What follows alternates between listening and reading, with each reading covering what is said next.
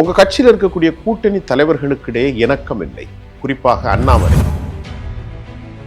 நம்ம கட்சி நிர்வாகிகளை போய் அவங்கள ஊக்குவிக்கிறது தூண்டுற வேலை. இந்த 6 தொகுதிக்கு 5 தொகுதிக்கோ 3 தொகுதிக்கோ நான் போக முடியாது, ஏன்னா அப்பாவுக்கு உடம்பு சரியில்லை.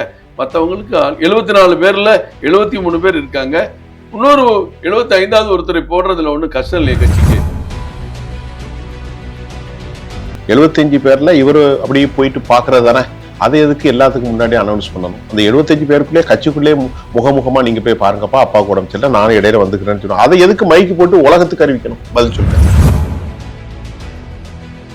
இப்ப டிடிவி ஐயா நீங்க எப்படின்னா இந்துத்துவா ஆர்கனைசேஷன் தான், ஆனா சாதி அரசியல் பண்றதுக்கு உங்களை மிஞ்சி யாரும் கிடையாது. ஜாதின்னு சொன்னா ஐயோ ஜாதி என்ன சொல்லிடாதீங்க, நம்ம திராவிட மண்ணு, என்ன மண்ணு புண்ணு. ஜாதின்னு என்னங்க? எனக்குன்னு ஒரு அடையாளம், என் குடும்பம் என்னன்னா என் ஜாதி. எனக்கு மட்டும் இல்ல, அது தேவரா இருக்கட்டும், வன்னியரா இருக்கட்டும், கவுண்டரா இருக்கட்டும், யாதவரா இருக்கட்டும், பிள்ளைமாரா இருக்கட்டும், நாயுடா இருக்கட்டும், குட்டி குட்டி ஜாதிக்காரங்கெல்லாம் ஆட்சி அதிகாரத்துக்கு வரணும்னா பெரும்பான்மை ஜாதிக்காரன் ஜாதியை பத்தியே நினைக்க கூடாது. இது ஒரு சதி தானங்க 60 வருஷமா.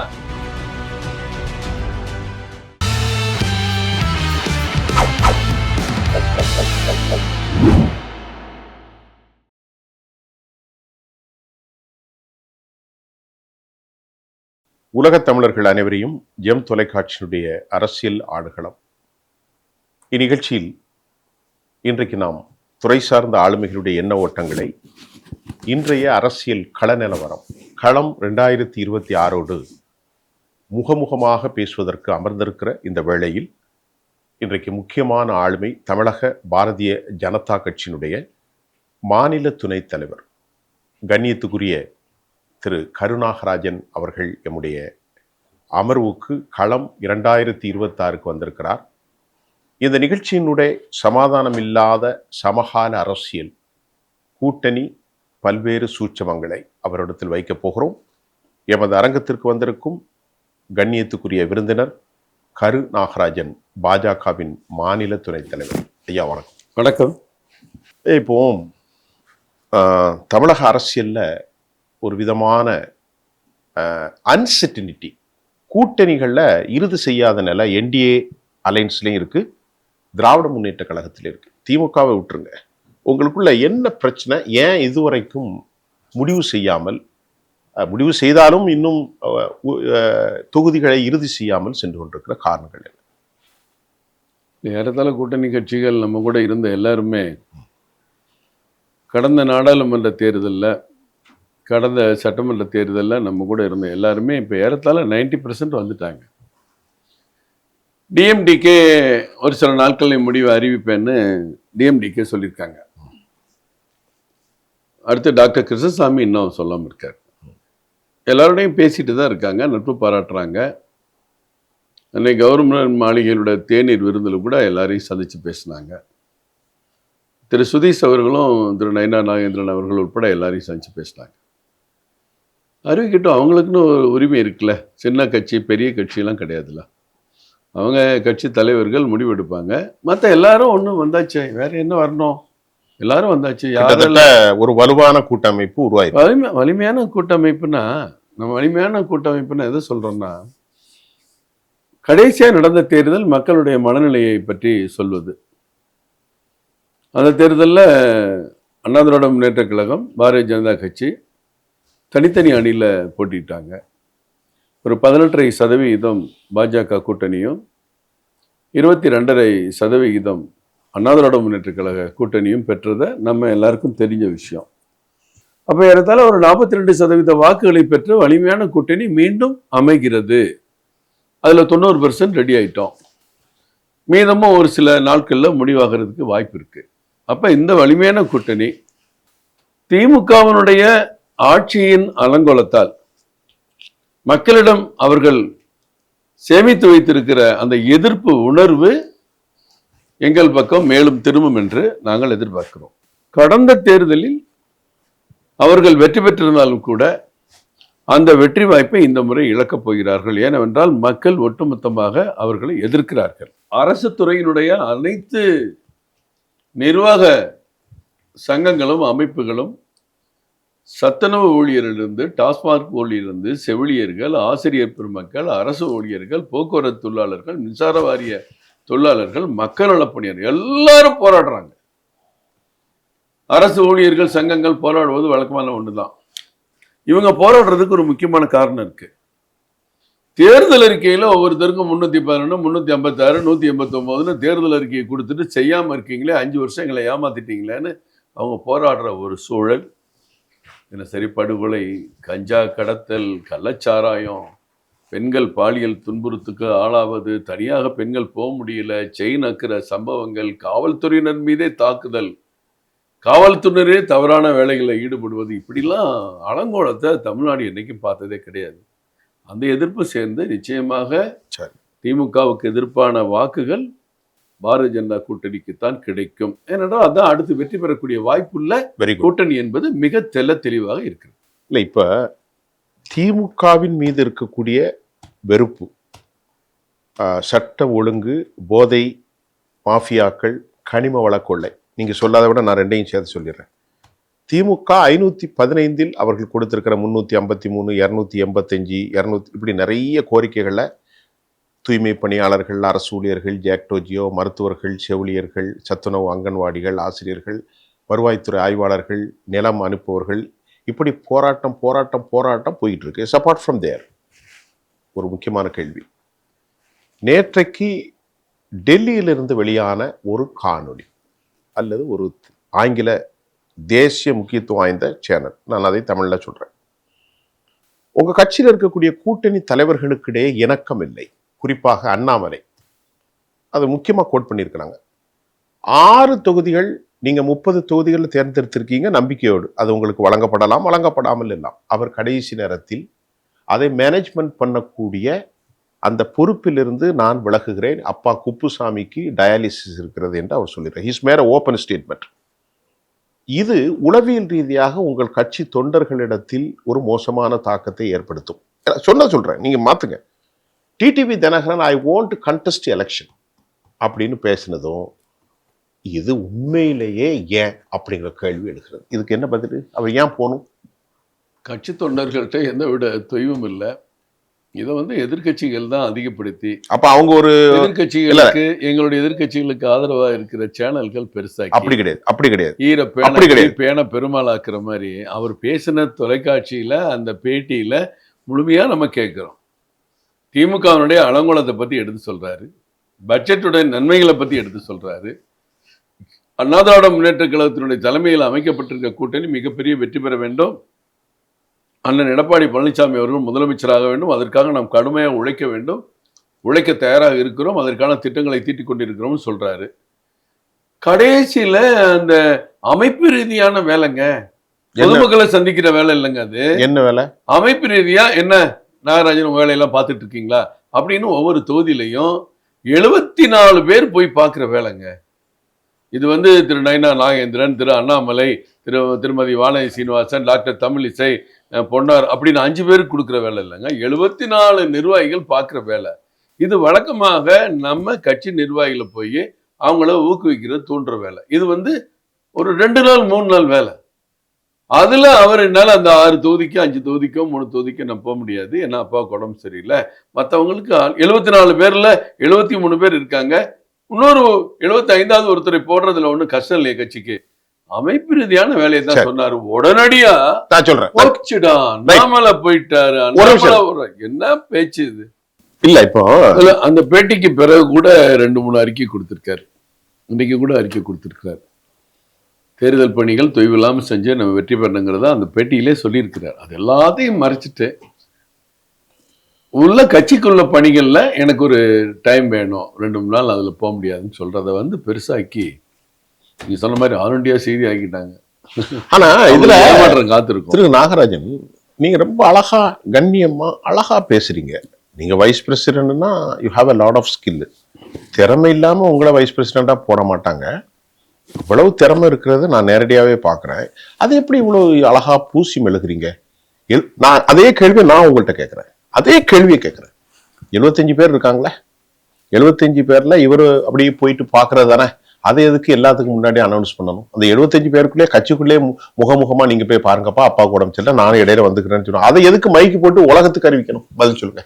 கேட்கிற கேள்விகள்ல யாரும் கேட்கல. இந்த மாதிரி பட்டியல் எல்லாம் வெளியிட்டு இருக்காங்களேன்னு ஒருத்தர் கேட்டிருப்பாரு. சரி, கேட்டதுக்கு அவர் சொல்லி நான் கேட்கறது 74 பேர் 74 பேர் சுற்றுப்பயண ஆய்வறிக்கை. நான் கேட்கிறேன் 74 பேர் ஐயா இருக்காங்க. நீங்க சொன்னது 74 பேரோட முகமுகமா கமலயத்துல உட்காந்து ஒரே ஒரு நாள் நான் அந்த 6 தொகுதியும் வந்துட்டேன், அப்பாவுக்கு கொஞ்சம் உடம்பு சரியில்லை, எதா இருந்தா ஸ்பெஷலா பேசுவோம், நமக்குள்ள வச்சுக்கிடுவோம் அப்படின்னு அவர் சொல்லியிருந்தா அது கண்ணியம். ஆனா வேண்டுமென்றே he deliberate made a statements, he disclosed to the people. வெளியே நான் பொறுப்புல இல்லைன்னு அவரு வெளியே சொன்னது தான். அது சொல்ல வேண்டிய தேவையில்லையே. இல்லைங்க, ஏன் சொல்லணும்? விருகம்பாக்கம், பத்மநாபபுரம், சிங்காநல்லூர் ஒவ்வொன்றும் ஒரு மூலையில் இருக்கு. அவரால் போறதுக்கு இந்த சூழ்நிலை வாய்ப்பு இல்லைங்கிற ஒரு காரணத்துக்காக அவர் சொல்லியிருக்காரு. 74 பேர் தொகுதி வாரி சுற்றுப்பயண பொறுப்பாளர்கள் நியமனம், பொறுப்பாளர் நியமனம் கேள்வி கேட்டதுக்காக இல்லை அந்த பணியில் நான் தலைவர்கிட்ட சொல்லிட்டேன், நயனா நாயந்திரன்ட்ட சொல்லிட்டேன், என்னால் அது முடியாது, அப்பாவுக்கு உடம்பு சரியில்லை, டயாலிசிஸ் போயிட்டு இருக்கு அப்படின்னு அது ஒரு சின்ன விஷயமா முடிச்சதை இதை நாங்க நம்பணும். எல்லாம் நீங்க நம்பணும். நீங்க நம்ப மாட்டீங்க. நாங்க நம்பணும். நான் கேட்கிறேன், நீங்க நம்ப மாட்டீங்க. சரி, நீங்க நம்பித்தான் ஆகணும். சரி, அப்படிங்கிற கட்டாயம் இல்ல. ரைட் ரைட், அது உங்க இஷ்டங்க. நம்புறது நம்பாது. இப்போ அப்போ வந்து அண்ணாமலை இப்ப சரி அதை விட்டுருங்க, நாங்க அது ஒரு விஷயம். அண்ணாமலை தமிழக அரசியல்ல தவிர்க்கப்பட முடியாத ஒரு சக்தி. ஆனால் மூத்த தலைவர்கள் அவரை மதிக்கவில்லை. குறிப்பாக சொல்ல போனால் கட்சி நல்லா கொண்டு வந்திருந்தார், 11% கொண்டு வந்திருந்தார். அவர் வந்து ப்ரமோட் பண்ணார், ஹி ப்ரொக்ளமேஷன்.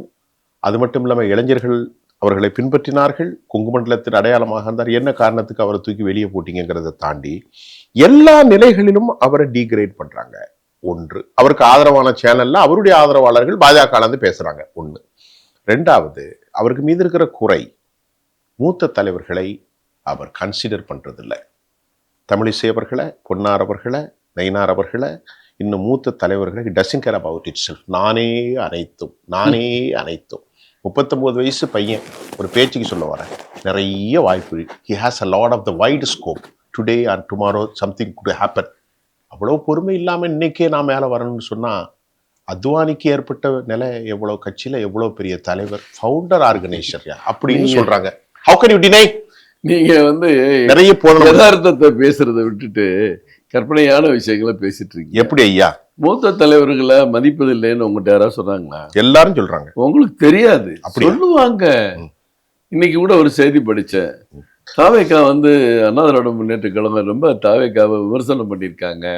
இதுக்கு காரணம் மறைமுகமாக திமுக வேலை செய்கிறது அப்படின்னு காலையில் ஒரு செய்தி படித்தேன். அந்த மாதிரி மூத்த தலைவர்கள் எல்லாமே கோர் கமிட்டியில் இருக்காங்க.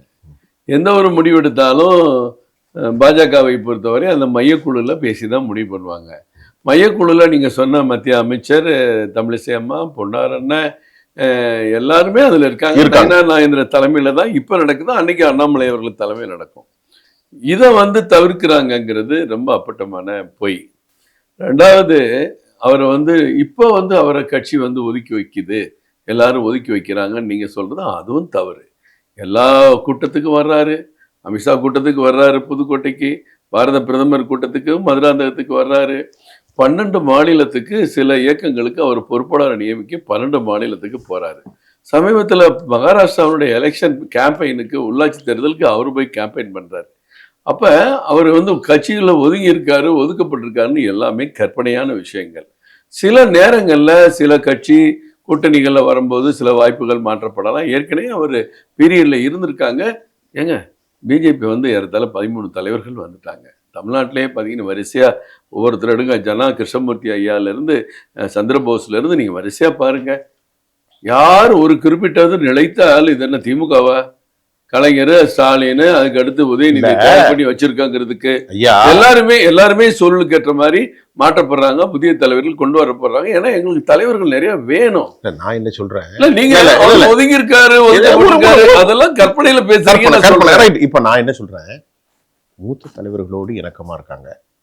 ஒரு மீடியா பர்சன், ஒரு ஐபிஎஸ் அதிகாரி, நல்ல ஆங்கிலம், கன்னடம், தமிழ் பேசக்கூடிய மொழி வளமானவர், ரைட்.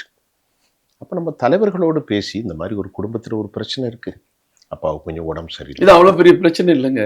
இல்லங்க அது ஏங்க அவ்வளவு ஒரு பிரச்சனை இல்லைங்க. ஏங்க வெளிய வந்து இப்ப சொல்லணும்? அவருக்கு வெளிய வந்து சொல்றேன்னா அவருடைய சார் அடுத்த நொடியே ஏன் சார் சொல்லணும்? அடுத்த நொடியே ஒரு செய்தி. நீங்க ஐயா நீங்க தானே சொன்னீங்க. அடுத்த நொடியே எப்படி பொய் செய்தி பரப்பப்படுகிறது? சொல்லுங்க. அடுத்த நொடியே பாஜக வெளியிடப்பட்ட அந்த சுற்றுப்பயண பொறுப்பாளர்கள் மீண்டும் திரும்ப பெறப்பட்டார்கள். இல்ல அதை விட்டுருங்க, அது கதை விடுவாங்க. எல்லாரும் தான் யூடியூப்ல பேசுறாங்க. நம்ம அதெல்லாம் நான் வந்து மெயின் சேனல்ல எல்லாரும் அது பெரிய செய்தி ஆக்குனாங்க. நம்ம அப்படி அப்படி எதுவுமே இல்ல. இப்ப நான் வந்து யதார்த்தத்தை எத்திக்ஸ கேக்குறேன். அவ்வளவு பெரிய அது ஒரு பெரிய விஷயம் ஒரு இல்லைங்க. பெரிய விஷயம் தான் சார். நான் சொல்ல நீங்க எனக்கு பெரிய விஷயம் இல்ல.